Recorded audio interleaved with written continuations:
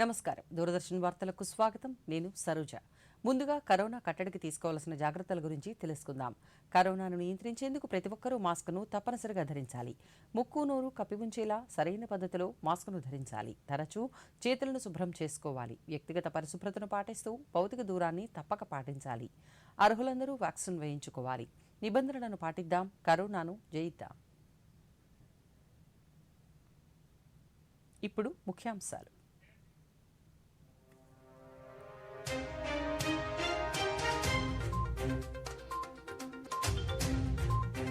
పర్యావరణ హిత మార్గాల ద్వారా ఉక్కు రీసైకిల్ అమలుకు చర్యలు తీసుకుంటున్నాం.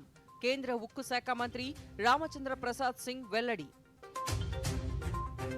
రేపటి నుంచి హైదరాబాద్లో బీజేపీ జాతీయ కార్యవర్గ సమావేశాలు. హైదరాబాద్ చేరుకున్న పార్టీ అధ్యక్షులు జేపీ నడ్డా శంషాబాద్ నుంచి భారీ రోడ్ షో. భారీగా తరలివచ్చిన బీజేపీ కార్యకర్తలు. రాష్ట్ర వ్యాప్తంగా కొనసాగుతున్న పెన్షన్ల పంపిణీ కార్యక్రమం. సాయంత్రం 7 గంటల వరకు 82.92% పంపిణీ పూర్తి. వస్తు సేవల పన్ను జీఎస్టీ అమలుకు నేటితో 5 ఏళ్లు.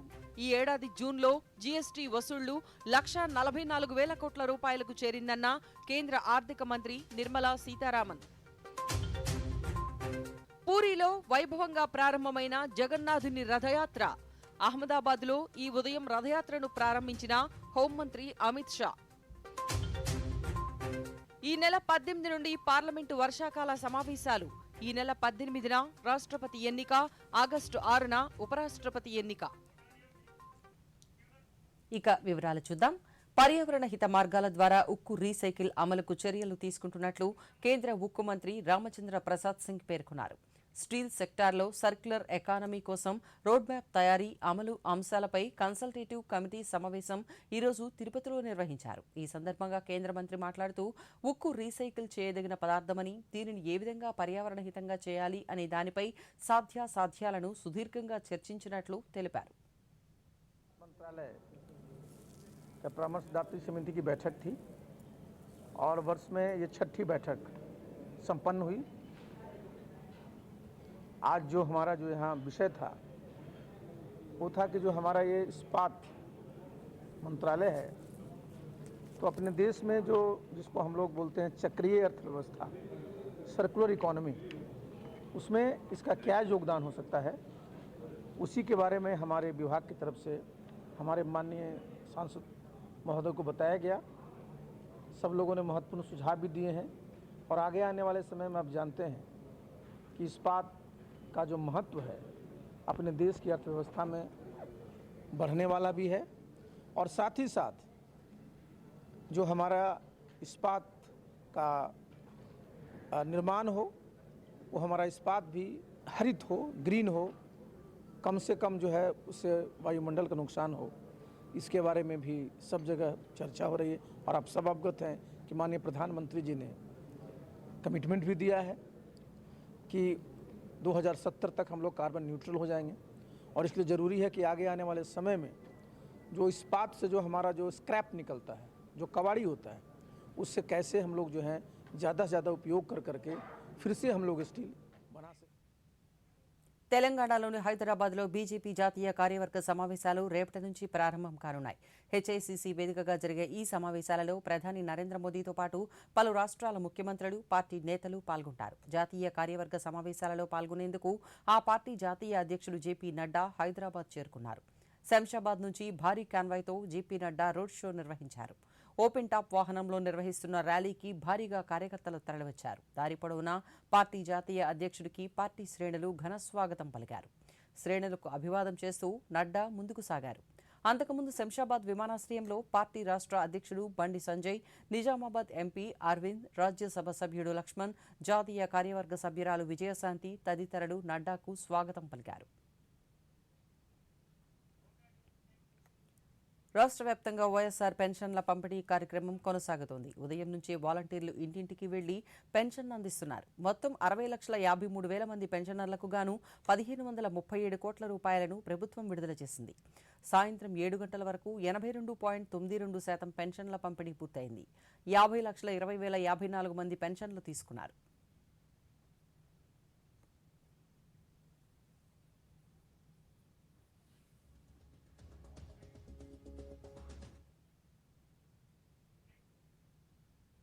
చిత్తూరు జిల్లా పుంగనూరు పట్టణంలో అర్హులైన వారందరికీ వైఎస్ఆర్ పెన్షన్ల కానుకను ప్రతి నెల 1వ తేదీన అందజేస్తున్నామని పుంగనూరు మున్సిపల్ చైర్మన్ అలీం బాషా తెలిపారు. గత ప్రభుత్వ హయాంలో పెన్షన్ల కోసం ప్రజలు కార్యాలయాల చుట్టూ తిరిగేవారని, అయితే ప్రస్తుతం వారి ఇంటి వద్దే పెన్షన్ అందజేస్తున్నామని పేర్కొన్నారు.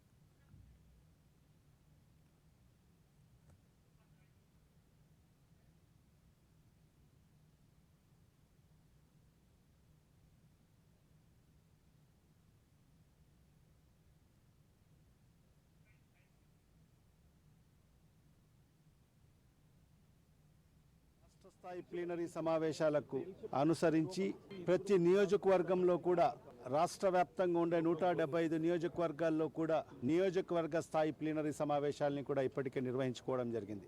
దాని తర్వాత జిల్లా స్థాయి ప్లీనరీ సమావేశాలని కూడా నిర్వహించుకోమని పార్టీ యొక్క ఆదేశానుసారంగానే జూలై 2వ తేదీ వైఎస్ఆర్ జిల్లాకు సంబంధించి జిల్లా స్థాయి ప్లీనరీ సమావేశాలు కడప నగరంలోని మున్సిపల్ స్టేడియంలో నిర్వహించడం జరుగుతుంది. పెద్ద ఎత్తున ఇక్కడ ఏర్పాట్లు చేయడం జరుగుతుంది.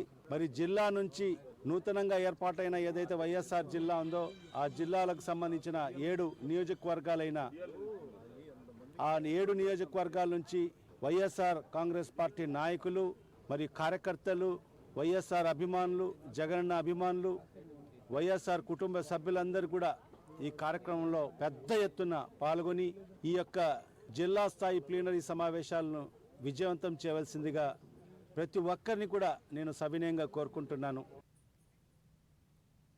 చారిత్రాత్మక విజయాలు సాధించిన వారి స్ఫూర్తితో రాష్ట్ర యువత క్రీడారంగంలో తమదైన ప్రతిభను ప్రదర్శించాలని రాష్ట్ర గవర్నర్ బిశ్వభూషణ్ హరిచందన్ అన్నారు. కృషి ఉంటే సాధించలేనిది లేదని, సాధనతో అనుకున్న లక్ష్యాలను అందుకోగలుగుతారని పేర్కొన్నారు. విజయవాడ రాజ్భవన్లో థామస్ కప్ ఛాంపియన్షిప్ సాధించిన భారత జట్టు బ్యాడ్మింటన్ క్రీడాకారులు Kidambi Srikanth, G Krishnaprasad Deaflympics 2021 tennis tournament mixed డబుల్స్లో కాంస్య పథకం సాధించిన జఫ్రిన్ షేక్లతో పాటు ఆసియా పవర్ లిఫ్టింగ్ ఛాంపియన్షిప్లో 4 బంగారు పథకాలు సాధించిన ఎస్ చంద్రకళలను గవర్నర్ సత్కరించారు. ఈ సందర్భంగా గవర్నర్ మాట్లాడుతూ రాష్ట్ర క్రీడాకారులు జాతీయ, అంతర్జాతీయ స్థాయిలో మంచి ప్రతిభను కనబరుస్తున్నారని, అదే పరంపరను కొనసాగించాలని ఆకాంక్షించారు. మరిన్ని విజయాలను సాధించి దేశానికి కీర్తి ప్రతిష్టలు తీసుకురావాలి అన్నారు.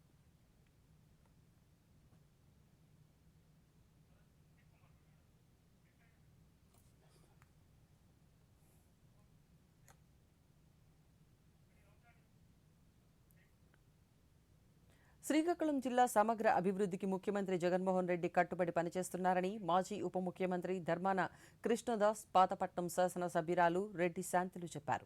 శ్రీకాకుళంలో వారు మీడియాతో మాట్లాడుతూ జిల్లా పర్యటనలో సుమారు 5,000 కోట్ల రూపాయల నిధులు వివిధ అభివృద్ధి కార్యక్రమాలకు ముఖ్యమంత్రి కేటాయించారని తెలిపారు.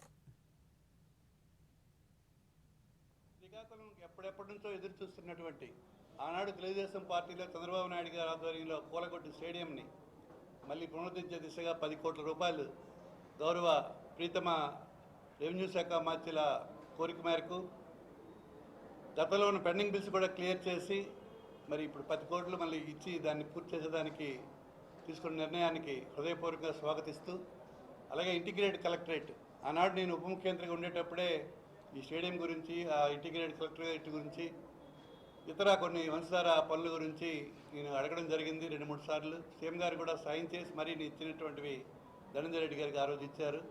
కానీ ఈరోజు ప్రసాదరావు గారు మంత్రి అయిన తర్వాత అవన్నీ కార్యరూపం దాల్చి ఇవాళ ఆచరణలోకి వచ్చినందుకు హృదయపూర్వకంగా మా జిల్లా ప్రజలందరి తరఫున కూడా మరి ముఖ్యమంత్రి గారికి కృతజ్ఞతలు తెలియజేసుకుంటూ, మొన్న 27వ తారీఖున జరిగినటువంటి అమ్మఒడి కార్యక్రమంలో శ్రీకాకుళం టౌన్కి విచ్చేసినప్పుడు మరి రాష్ట్రంలో 44 లక్షల మంది మహిళలు, మరి ఈ పథకం ద్వారా మరి అమ్మలు 44 లక్షల మంది అయితే పిల్లలు 85 లక్షల మంది పిల్లలకు లబ్ధి పొందినటువంటి ఈ మంచి పథకం అమ్మఒడి పథకం ద్వారా మరి ఆ రోజు మన శ్రీకాకుళంలో లాంచ్ చేస్తున్నప్పుడు మరి మా పాతపట్నం నియోజకవర్గంకి వచ్చేసరికి 23,000 అమ్మలకు 30 కోట్ల రూపాయలు అమ్మఒడి కింద ఇస్తూ మరి 23,000 అమ్మలకు ఇస్తున్నప్పుడు అందులో 45,000 పైన పిల్లలు కూడా లబ్ధి పొందుతారు.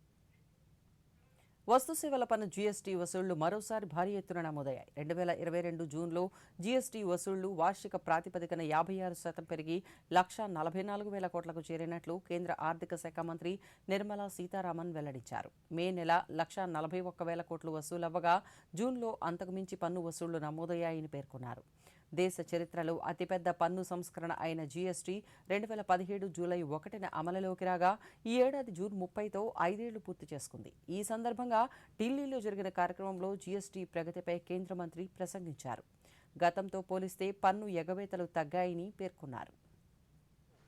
56% rise of the GST revenues in the same month last year. 56. You have actually lived through a difficult pandemic period, also lived simultaneously at the same time through a period where a big reform in the Indian economy was happening. You were actually leading it as though you were the engine of this reform, and you have today successfully moved from the pandemic period, and you're now showing recovery. That is why, because of the buoyancy in tax collection has grown up 30%, whereas the GDP has only grown, nominal terms, has only grown 19.5%. Not possible unless you people in the ground are working. ఒడిశాలోని పూరిలో ప్రపంచ ప్రసిద్ధి చెందిన రథయాత్ర అంగరంగ వైభవంగా ప్రారంభమైంది. భక్తుల జయజయ ధ్వానాల మధ్య జగన్నాథ రథచక్రాలు ముందుకు కదిలాయి. ఏటా ఆషాఢ శుక్ల విదియనాడు జరిగే రథయాత్రలో భాగంగా ఉత్సవమూర్తులను ఊరేగించే కార్యక్రమం పూరీతో పాటు దేశవ్యాప్తంగా వివిధ ప్రదేశాలలో ఈరోజు జరుగుతుంది. కోవిడ్ కారణంగా గత 2 ఏళ్లుగా ఈ వేడుకలను భక్తులు తిలకించలేకపోయారు. ఈసారి అనుమతించడంతో పూరీ నగరానికి లక్షలాదిగా భక్తులు తరలివచ్చారు. జగన్నాథ నామస్మరణతో పూరీ వీధులు మార్మ్రోగుతున్నాయి. ఆనవాయితీ ప్రకారం జగన్నాథుడు తన సోదరుడు బలభద్రుడు, సోదరి సుభద్రతో కలిసి గుండిచా మందిరానికి రథాలలో బయలుదేరారు. అవి బయలుదేరడానికి ముందు సంప్రదాయం ప్రకారం పూరీ మహారాజు దివ్యసింగ్ దేవ్ ఆ 3 రథాల ముందు భాగంలో బంగారు చీపురుతో ఊడ్చారు. అనంతరం రథాలు గుండిచా మందిరం వైపు కదిలాయి. కేంద్ర హోంమంత్రి అమిత్ షా అహ్మదాబాద్లో ఈ ఉదయం జగన్నాథ్ రథయాత్ర ఉత్సవాలను ఘనంగా ప్రారంభించారు. జగన్నాథ్, బలభద్ర, సుభద్ర మూర్తులకు మహాహారతి ఇచ్చారు. భగవాన్ జగన్నాథుని రథయాత్ర శుభ సందర్భంగా దేశ ప్రజలకు రాష్ట్రపతి రామ్నాథ్ కోవింద్ శుభాకాంక్షలు తెలిపారు. మహాప్రభు జగన్నాథుని ఆశీస్సులతో ప్రతి ఒక్కరి జీవితంలో సుఖ సంతోషాలు, శాంతి సౌభాగ్యాలు వెళ్లి విరియాలని కోరుకుంటున్నట్లు ట్వీట్ చేశారు. రథయాత్ర సందర్భంగా ప్రధానమంత్రి నరేంద్ర మోదీ ప్రజలకు శుభాకాంక్షలు తెలిపారు. జగన్నాథుని ఆశీస్సులు అందరికీ ఉండాలని ప్రార్థిస్తున్నట్లు మోదీ పేర్కొన్నారు. ఆరోగ్యం, ఆనందం అందరికీ ఉండేలా జగన్నాథుని ఆశీస్సులు ఉండాలని ఆకాంక్షించారు.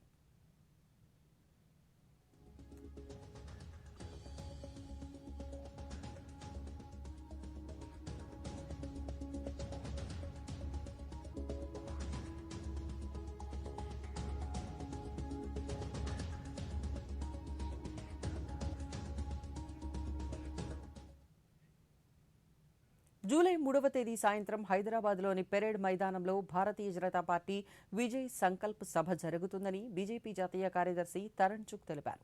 హైదరాబాద్లో ఆయన మీడియాతో మాట్లాడుతూ ఇది చారిత్రక జనసభ అన్నారు. ఈ కార్యక్రమంలో ప్రధానమంత్రి నరేంద్ర మోదీ పాల్గొంటారని చెప్పారు. తెలంగాణలో భారతీయ జనతా పార్టీ విజయానికి సంబంధించి శుభారంభం చేయనున్నట్లు చెప్పారు. 4 बजे से राष्ट्रीय कार्य समिति शुरू होगी। उससे पूर्व प्रधानमंत्री जी भी इसी कैंपस में आएंगे। प्रधानमंत्री जी राष्ट्रीय कार्य समिति के 340 डेलीगेटों के साथ पूरा समय हर बैठक में रहेंगे, हर सत्र में रहेंगे और 3 जुलाई को शाम 4 बजे राष्ट्रीय कार्य समिति समाप्त होगी। विशाल जनसभा को माननीय प्रधानमंत्री जी संबोधित करेंगे। तेलंगाना के विजय संकल्प लेने हेतु 3 जुलाई 4 बजे परेड मैदान में विजय संकल्प सभा में शामिल होंगे। 35,000 बूथ, 35,000 भाजपा के संकल्प लेने वाले कार्यकर्ताओं की टोलियां लाखों की तादाद में परेड मैदान में पहुंचेंगी और एक ऐतिहासिक जनसभा वहां होगी, जिसको आदरणीय प्रधानमंत्री श्री नरेंद्र मोदी जी संबोधित करेंगे और तेलंगाना के भाजपा के विजय की यात्रा का शुभारंभ करेंगे। आज 1 जुलाई को शाम 7 बजे महामंत्री बैठक होगी। माननीय राष्ट्रीय अध्यक्ष जी तेलंगाना के आजादी के संघर्ष को प्रदर्शित करने वाली एक प्रदर्शनी लगी है, जिसके अंदर किस तरह इस धरती पर आजादी से पहले अत्याचार हुआ, निजाम द्वारा बनाई गई राजकर सेना द्वारा यहां की बेटियों का अपमान किया गया, यहां के उत्सवों में बेटियों గ్రామ వార్డు సచివాలయంలో విధులు నిర్వహిస్తున్న మహిళా పోలీసులకు రాష్ట్ర ఆర్థిక శాఖ మంత్రి బుగ్గన రాజేంద్రనాథ్ రెడ్డి ప్రొబేషన్ డిక్లరేషన్ ఆర్డర్స్ను కర్నూలు జిల్లాలో అందజేశారు. ఈ సందర్భంగా మంత్రి మాట్లాడుతూ రాష్ట్ర సచివాలయ వ్యవస్థ దేశానికే ఆదర్శంగా నిలుస్తూ ప్రజలకు సేవలు అందించాలని ఆయన కోరారు.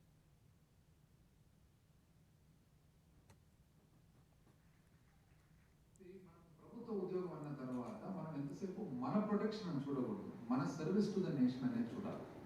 And what is police? Just like army is to the government of India, police is to the state. It's very important arm of governing. కాబట్టి మీరు పోలీసులో సగ భాగం ఉన్నారు అండ్ మీ బాధ్యతలు ఎక్కువ పోలీస్కు ఉపయోగపడే ఇది. మీ పేరు కూడా మహిళా పోలీస్ అనేది వచ్చింది కాబట్టి you have all the more responsibility to look at it as a service to the nation అని చెప్పి మీ అందరికీ తెలియజేస్తూ ఎంతో మీరు బాధ్యతతో చేస్తారని ఆశిస్తూ చివరిగా ఈ ఉద్దేశం ఏదైతే ఉందో మన గౌరవ ముఖ్యమంత్రి గారు మీ డిపార్ట్మెంట్ ఏర్పాటు చేసే ఉద్దేశం ఏదైతే ఉందో, ఏర్పాటు చేసిన ఉద్దేశం ఏదైతే మనం ఎన్నిసార్లు చేసినామో, ఏదైతే ఆలోచన చేసినామో అంతకంటే కూడా బాగా, ఎందుకంటే 1182 మంది కంబైన్డ్ కర్నూలు డిస్ట్రిక్ట్లో, అందులో ప్రొబేషన్ ఐ థింక్ కంప్లీట్ చేసుకునేది 974 మంది. I think your today taking your charge. 2 సంవత్సరాల నుంచి ఎదురు చూస్తున్నటువంటి మా కళ ఈరోజు నెరవేరింది. దాన్ని బట్టి మా యొక్క మహిళా పోలీసులందరి తరఫున సీఎం గారికి నేను హృదయపూర్వక థ్యాంక్స్ చెప్పుకుంటూ ఉన్నాను. శ్రీ వైఎస్ జగన్మోహన్ రెడ్డి గారు ప్రతిష్టాత్మకంగా ఏర్పాటు చేసిన ఈ గ్రామ వార్డు సచివాలయాల్లో మాకు మహిళలకు ఒక ప్రత్యేకమైన పోస్ట్ క్రియేట్ చేసి, కొత్త పోస్ట్ ఇంతవరకు ఎప్పుడూ లేని పోస్ట్ని మాకు క్రియేట్ చేసి మాకు ఉద్యోగాలు కల్పించి మా కళ్ళ నెరవేర్చారు. ప్రొబేషన్ 2 ఇయర్స్ కంప్లీట్ చేసుకున్నాము. అవుతుందా లేదా అనే సందిగ్ధంలో అందరి నోళ్ళు మూపించేలాగా మన సీఎం జగన్మోహన్ రెడ్డి గారు మాకు ప్రొబేషన్ డిక్లరేషన్ ఫస్ట్ అందరికంటే ముందు మాకే డిక్లరేషన్ వచ్చింది. పోలీస్ డిపార్ట్మెంట్ తరఫున మేమందరికి జగన్మోహన్ రెడ్డి గారు. రాష్ట్రంలో ప్రజా కంటక పాలన సాగుతోందని, సామాన్య ప్రజలపై రాష్ట్ర ప్రభుత్వం నిత్యం పన్నుల భారం వేస్తోందని బీజేపీ రాజ్యసభ సభ్యులు జీవీఎల్ నరసింహారావు పేర్కొన్నారు. విశాఖలో ఈరోజు ఆయన మీడియాతో మాట్లాడుతూ కేంద్ర ప్రభుత్వం పెట్రోల్, డీజిల్ ధరలను 2 సార్లు తగ్గిస్తే రాష్ట్ర ప్రభుత్వం కనీసం తగ్గించలేదన్నారు. సామాన్య ప్రజలు ఉపయోగించే ఆర్టీసీ బస్సులపై కూడా 2 సార్లు ఛార్జీలు పెంచారని ఆరోపించారు. అలాగే ప్రతిదానిపై పన్నులు వేస్తూ రాష్ట్ర ప్రజలను హింసిస్తున్నారని చెప్పారు. అనేక రకాలుగా ధరల భారాన్ని మోపుతూ, పన్నుల భారాన్ని మోపుతూ రోజు రోజుకి జీవితాన్ని కష్టతరం చేస్తోంది వైసీపీ ప్రభుత్వం. తాజాగా 2 సార్లు మరి బస్సుల్లో ప్రయాణ ఛార్జీలను పెంచి సాధారణ ప్రజలకు విపరీతమైనటువంటి మరి ఇబ్బందిని కలిగిస్తూ ఏకంగా దాదాపు నిన్న ఒక్క రోజునే 15% పైగా 15 నుంచి 20% బస్సు ఛార్జీలు పెంచిన ఈ రాష్ట్ర ప్రభుత్వం సామాన్యుల నుంచి కూడా విరివిగా పన్నులు దండుకోవటానికి ఏమాత్రం వెనుకాడటం లేదు. కేంద్ర ప్రభుత్వం 2 సార్లు వరుసగా 6 నెలల వ్యవధిలో పెట్రోల్, డీజిల్ ధరలని, ఎక్సైజ్ డ్యూటీలని 2 సార్లు తగ్గిస్తే, గత నెలలోనే డీజిల్పై 6 రూపాయలు తగ్గించింది ఎక్సైజ్ డ్యూటీ, పెట్రోల్పై 8 రూపాయలు తగ్గించింది కేంద్ర ప్రభుత్వం. గత సంవత్సరం 6 నెలల వ్యవధిలోనే మరి పెట్రోల్పై 10 రూపాయలు, డీజిల్పై 5 రూపాయలు తగ్గించడం జరిగింది.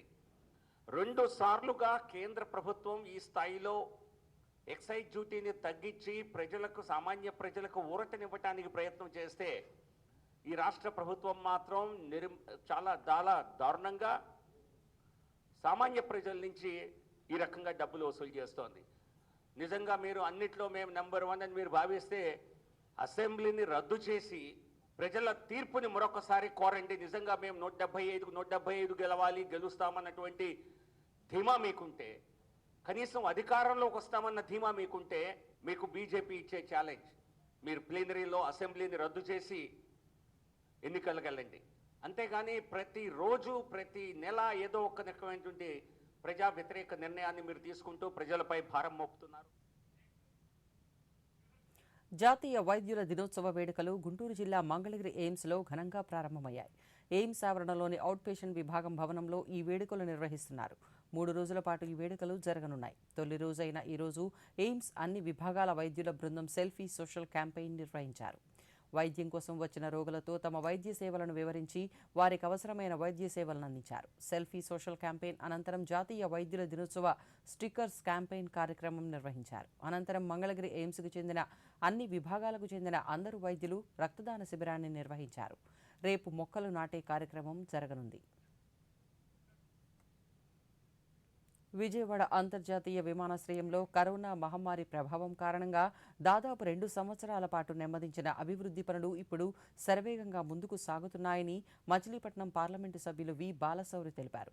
విమానాశ్రయంలో జరుగుతున్న అభివృద్ధి పనులపై అధికారులతో సమీక్షా సమావేశం నిర్వహించారు. అనంతరం ఆయన మీడియాతో మాట్లాడుతూ ఇప్పుడున్న అంతర్జాతీయ, దేశీయ టెర్మినల్ బిల్డింగ్లకు అదనంగా 473 కోట్ల రూపాయలతో నిర్మిస్తున్న నూతన టెర్మినల్ భవన నిర్మాణ పనులు యుద్ధ ప్రాతిపదికన కొనసాగుతున్నాయన్నారు. అలాగే Gannavaram airport development committee authority చైర్మన్గా ఈరోజు గన్నవరం ఎయిర్పోర్ట్లో పర్మనెంట్ బిల్డింగ్, ఎయిర్పోర్ట్లో ఉన్నటువంటి పర్మనెంట్ బిల్డింగ్ కోసం కేంద్ర ప్రభుత్వం ఏదైతే సుమారు 500 కోట్ల రూపాయలకు పైన కేటాయించి టెండర్లు పిలిచి అవార్డు చేసి దాన్ని ఇమ్మీడియట్గా వర్క్ చేయమని చెప్పినటువంటి విషయం మనందరికీ తెలుసు. అయితే ఇక్కడ పనులు చాలా ఆలస్యంగా జరుగుతున్నాయి. పనులు చాలా జాప్యం ఉంది. 1 సంవత్సరం కిందటైతే మనం అనుకోవచ్చు కరోనా వచ్చి అప్పుడు పనులు ఆగినటువంటి మాట వాస్తవం. యాక్చువల్గా ఇప్పుడు దాదాపు 80 నుంచి 85% ఈ సివిల్ వర్క్ అంతా కన్స్ట్రక్షన్ కంప్లీట్గా అయి ఉండాలి ఈ టయానికి. కానీ మ్యాక్సిమం 20 నుంచి 22% మాత్రమే, 20% మాత్రమే కంప్లీట్ అయింది.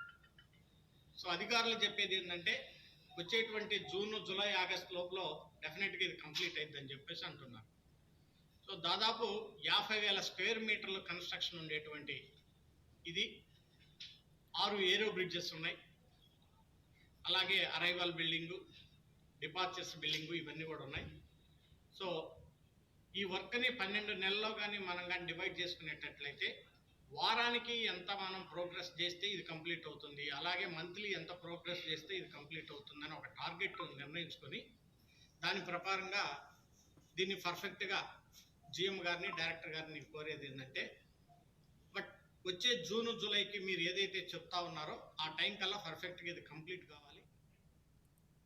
ఈ నెల 3న విజయవాడలో జనవాణి జనసేన భరోసా కార్యక్రమాన్ని నిర్వహిస్తున్నట్లు పార్టీ వ్యవహారాల కమిటీ చైర్మన్ నాదెండ్ల మనోహర్ తెలిపారు. ఈ రోజు ఆయన జనవాణి ఏర్పాట్లను పరిశీలించారు. ఈ సందర్భంగా ఆయన మాట్లాడుతూ సామాన్యులు గళం వినిపించేలా ఈ కార్యక్రమం నిర్వహిస్తున్నట్లు చెప్పారు.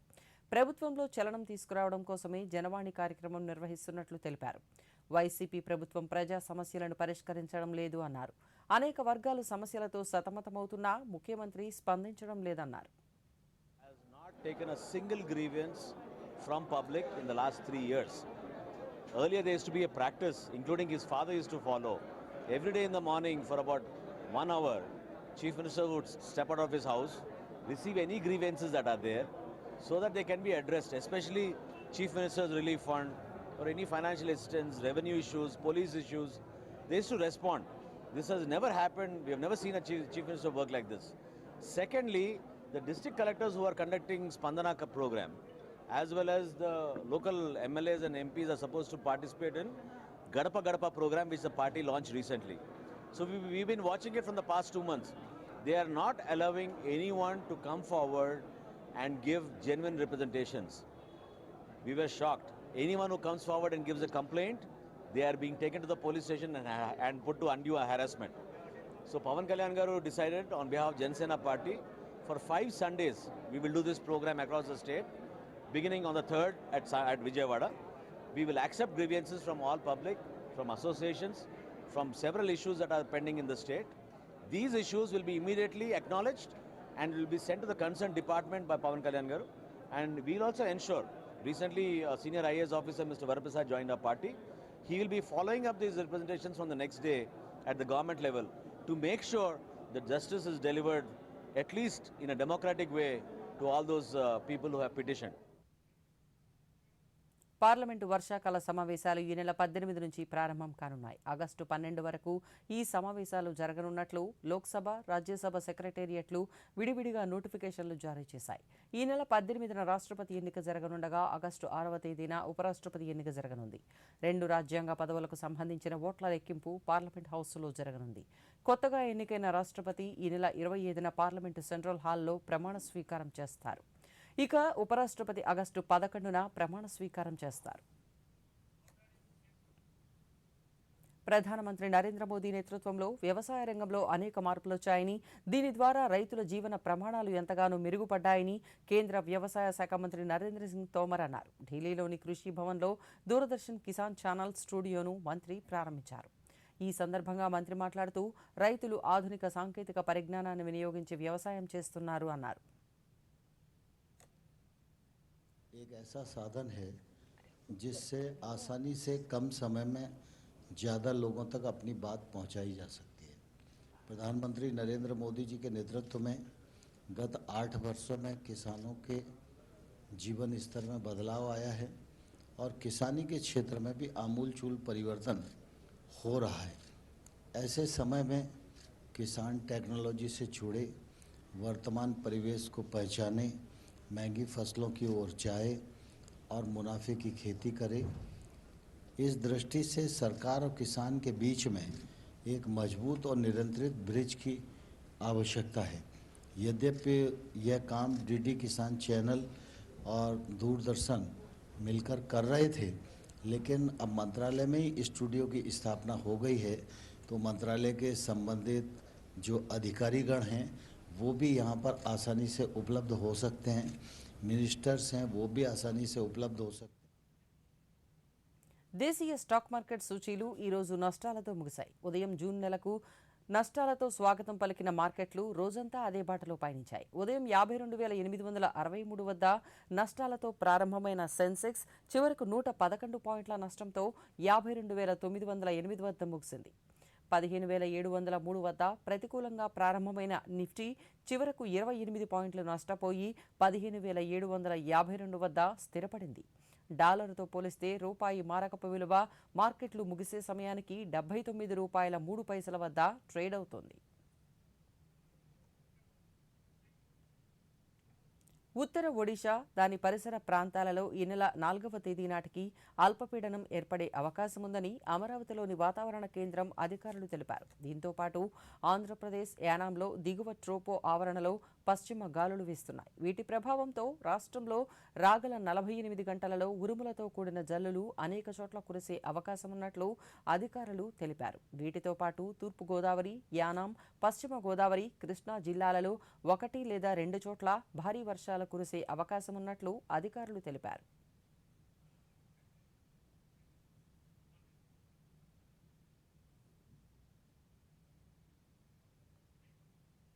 కరోనాను నియంత్రించేందుకు ప్రతి ఒక్కరూ మాస్కును తప్పనిసరిగా ధరించాలి. ముక్కు, నోరు కప్పి ఉంచేలా సరైన పద్ధతిలో మాస్కును ధరించాలి. తరచూ చేతులను శుభ్రం చేసుకోవాలి. వ్యక్తిగత పరిశుభ్రతను పాటిస్తూ భౌతిక దూరాన్ని తప్పక పాటించాలి. అర్హులందరూ వ్యాక్సిన్ వేయించుకోవాలి. నిబంధనలను పాటిద్దాం, కరోనాను జయిద్దాం. ఈ వార్తలు ఇంతటితో సమాప్తం. నమస్కారం.